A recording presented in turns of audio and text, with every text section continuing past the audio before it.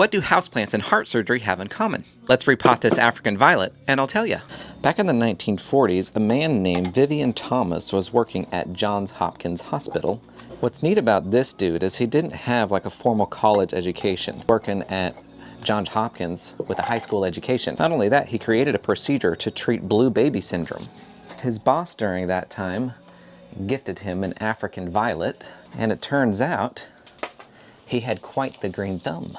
This customer wants their African violet separated, so we're gonna sanitize our pruners and go in and cut it away from the mother plant. There's one.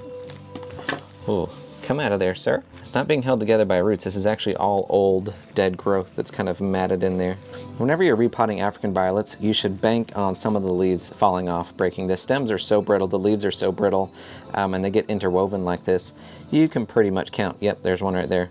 That'll pop off. Not that big of a deal. Luckily, you can propagate a lot of these African violet stems, which was the case for our friend there at Johns Hopkins. First one. As co-workers would come and go through his department, he would gift them cuttings from his prized African violet. 3, 4, 5, 6. And there's no telling how many cuttings he gifted by the time he retired in 1979. 7.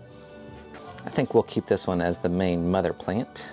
Roots have been roughed up a little bit, so she's ready to go back into a pot. Gonna go back into the same pot for this one.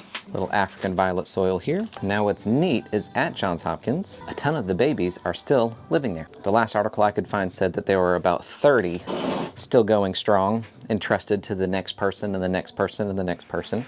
And still, employees are sometimes gifted a cutting from that original African violet. Or maybe it's the offspring of that African violet, but the lineage is all the same. And the owner of this plant, one of the former employees that was gifted a cutting of that African violet. He has since clearly done a very good job of growing it out and just dropped it off for me to do this separation and repot.